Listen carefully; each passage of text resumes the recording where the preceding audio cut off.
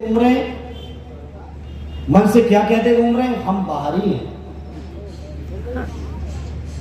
मैं इस बात के जवाब में एक ही चीज पूछता हूं बीजेपी के लोगों, क्या आदरणीय प्रधानमंत्री जी बनारस के हैं? इसलिए बीजेपी वालों, हम समाजवादियों की तरफ उंगली उठाने की कोशिश न करो। अगर एक उंगली समाजवादियों की तरफ उठाओगे तो चार चार उंगलियां तुम्हारी तरफ जाने वाली है।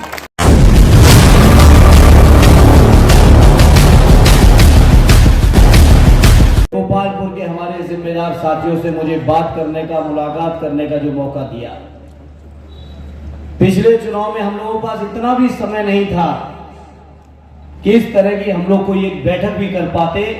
इतने कम समय में आप सबके सहयोग से, आपकी मेहनत से न केवल चुनाव लड़े बल्कि गोपालपुर के लोगों ने ऐतिहासिक तौर पर चुनाव जिताया था। उसके लिए भी आज इस मौके पर आप सभी का मैं आभार व्यक्त करता हूं। मेरे गोपालपुर के साथियों, इस चुनाव में आप सबसे उम्मीद है, अपील है और निवेदन है कि गोपालपुर विधानसभा जिस काम के लिए जानी जाती है, गोपालपुर विधानसभा के बारे में आज से नहीं, जब मैं इलाहाबाद विश्वविद्यालय में पढ़ता था, यहाँ के हजारों नौजवान हमारे साथ पढ़ा करते थे। मैंने उस समय से इस विधानसभा के लोगों के दिलों में जो श्रद्धेय नेताजी के लिए सम्मान रहा, जो आदरणीय अखिलेश यादव जी के लिए सम्मान रहा, जो साइकिल किसान के लिए सम्मान रहा, उसके बारे में मैं इलाहाबाद विश्वविद्यालय के समय से ही मेरे गोपालपुर के लोगों आपके बारे में सुनता रहा हूं। आज जब उत्तर प्रदेश और देश का ये चुनाव चल रहा है लोकसभा का, आजमगढ़ से आदरणीय अखिलेश यादव जी ने मुझे एक बार फिर उम्मीदवार बनाया है, तो मैं अपने गोपालपुर के साथियों आपके बीच प्रार्थना लेके आया हूं। हालांकि पांचों विधानसभाओं में अलग अलग कंपटीशन है। पिछले दौरे पे आए थे तो आदरणीय गुड्डू जमाली साहब, एमएलसी साहब कह रहे थे कि चारों विधानसभाएं जितनी जीतेंगे उतने से अकेले मुबारकपुर को जिताएंगे। लेकिन हम चाहते हैं कि आदरणीय गुड्डू जमाली जी जो कह रहे हैं, मुबारकपुर से एक भी वोट गोपालपुर का कम न रह जाए, ये हमारी आपसे प्रार्थना है। बताओ गोपालपुर वालों, कहीं से कमजोर तो नहीं पड़ने वाले हो। ऐतिहासिक वोटों से जिता देना मेरे साथियों। और ये चुनाव इसलिए भी जिताना है आपको क्योंकि ये बीजेपी के लोग जो सोच रहे हैं, पिछले 10 सालों से लगातार झूठ की बुनियाद पर, झूठे वादे और झूठे जुमले देकर ये भारतीय जनता पार्टी के लोग जो घमंड में हैं, उनके घमंड को चकनाचूर करने की जिम्मेदारी मेरे गोपालपुर के साथियों आपकी है। साथियों, आप सोचो, लगातार 14 से झूठ चल रहा है। कभी रोजगार के नाम पे झूठ चल रहा है, किसानों के नाम पे झूठ चल रहा है, देश की अर्थव्यवस्था के नाम पे झूठ बोल रहे हैं, महंगाई के नाम पे झूठ बोल रहे हैं। और इस समय क्या जुमला दे रहे हैं कि हम 400 पार करेंगे। तो हमारे भी नेता ने नारा दे दिया है, आदरणीय अखिलेश यादव जी ने, कि भारतीय जनता पार्टी अगली बार 400 हार। तो मेरी इच्छा यह है मेरे गोपालपुर आजमगढ़ के लोगों, जब बीजेपी के लोगों की हार की कहानी लिखी जाए तो सबसे पहला काम आजमगढ़ के लोगों आपको करना है मेरे साथियों। क्योंकि आजमगढ़ के बारे में मैंने बचपन से सुना है, श्रद्धेय नेताजी की जुबान से सुना है, अपने और समाजवादी नेताओं की जुबान से सुना है कि आजमगढ़ के लोग जब जो फैसला लेते हैं वो ऐसा फैसला होता है कि पूरे देश में उस फैसले की धमक जाती है। यह मैंने श्रद्धेय नेताजी की जुबान से आजमगढ़ के लोगों आपके लिए सुना है। इसलिए हम चाहते हैं भारतीय जनता पार्टी के वो लोग जिन्होंने लगातार गुमराह किया है, याद करो 2014 के चुनाव के समय कहा था हर साल 2 करोड़ रोजगार मिलेंगे। उसी समय उन्होंने कहा था महंगाई कम करेंगे। उसी समय उन्होंने कहना शुरू किया था किसानों की आमदनी बढ़ाएंगे। और 2022 के चुनाव से पहले कहने लगे थे किसानों की आमदनी 2022 तक दूनी कर देंगे। आज मौका है बीजेपी, हमारे साथियों, ये बीजेपी का जो झूठ है, उस एक एक झूठ का हिसाब किताब हमें और आपको मिलके बराबर करना पड़ेगा साथियों। हिसाब लेना पड़ेगा इन बीजेपी वालों से। जहां कहते थे कि 2 करोड़ रोजगार हर साल होंगे, वहीं आज क्या आलम हो गया है उत्तर प्रदेश के अंदर। मैं समझता हूं 12-13 परीक्षाएं ऐसी हैं जो पिछले 7 साल में जब से बाबा जी मुख्यमंत्री हैं उत्तर प्रदेश के, लगातार उन परीक्षाओं के पेपर लीक करके हमारे नौजवानों को ओवर एज बनाने का काम अगर कोई कर रहा है तो भारतीय जनता पार्टी के लोग कर रहे हैं। मामूली बात नहीं है, केवल 60,000 भर्तियां निकलती हैं और 60 लाख से ज्यादा नौजवान उस भर्ती में पास होने के लिए परीक्षाएं देते हैं। परीक्षाएं देते हैं वहां तक गनीमत है, लेकिन परीक्षाएं देने के साथ साथ उन परीक्षाओं के पेपर लीक करके जिस तरह से नौजवानों के भविष्य के साथ ये बीजेपी के लोग खिलवाड़ कर रहे हैं, मैं अपने नौजवानों से कहूंगा बीजेपी के साथ इस बार ऐसा इंतजाम कर दो कि आपके भविष्य के साथ खिलवाड़ करने लायक ही न बच पाए। ऐसा इंतजाम भारतीय जनता पार्टी लोगों ने कर दो।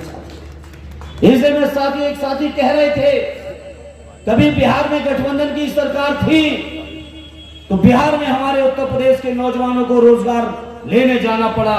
मैं समझता हूं हमारे उत्तर प्रदेश के नौजवानों के लिए, उत्तर प्रदेश की सरकार के लिए यह शर्म की बात है कि जो उत्तर प्रदेश पूरे देश को नौजवानों को रोजगार देने की हिम्मत और क्षमता रखने वाला प्रदेश है, उस प्रदेश के नौजवानों को दूसरे प्रांतों में जाके रोजगार के लिए जाना पड़ रहा है साथियों। इन्हें साथियों इस बार ऐसी मदद कर देना, ऐसा सहयोग कर देना कि उत्तर प्रदेश के अंदर आदरणीय अखिलेश यादव जी की इतनी मजबूत ताकत बना देना कि हमारे प्रदेश के नौजवानों को कहीं रोजगार के लिए जाने की जरूरत ना पड़े।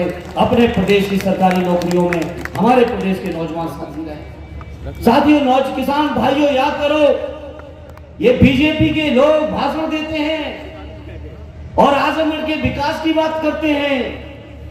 इन बीजेपी के लोगों से कोई कहे कि थोड़ी शर्म कर लो। मुझे याद है सठियाओं की शुगर मिल का सत्य नेताजी जहां शिलान्यास करने आए थे, वहीं 1 साल पूरी नहीं हो पाई थी।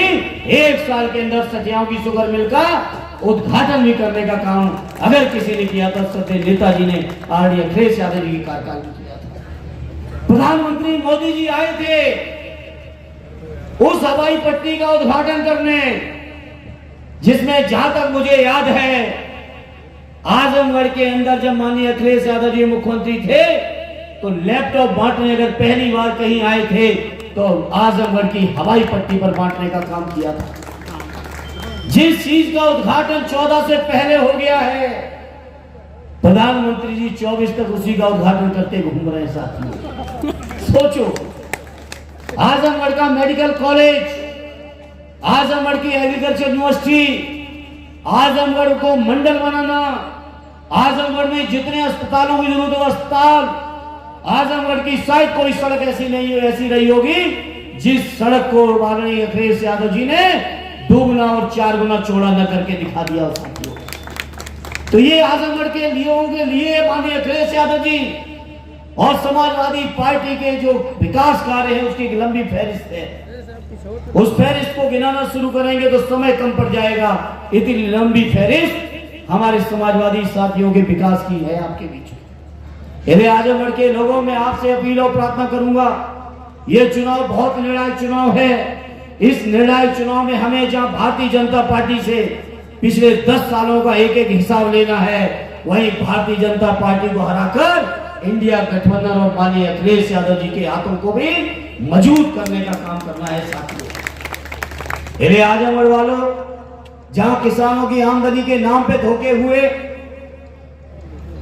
मैं बदायूं में जब तक था, बदायूं के तो किसान रात भर अपने घरों में नहीं सो पाए, खेतों में सोते थे। बताओ, आजमगढ़ के किसानों का भी यही हाल रहा है कि नहीं रहा है? रात भर खेती की रखवाली करने के लिए लोग अपने खेतों में पड़े रहे, अपने घरों में नहीं सो पाए। तो बताओ मेरे किसान भाइयों, भारतीय जनता पार्टी वालों से हिसाब किताब बराबर करोगे कि नहीं करोगे साथियों? इसलिए मैं आज इस मौके पर आपसे प्रार्थना लेके आया हूं।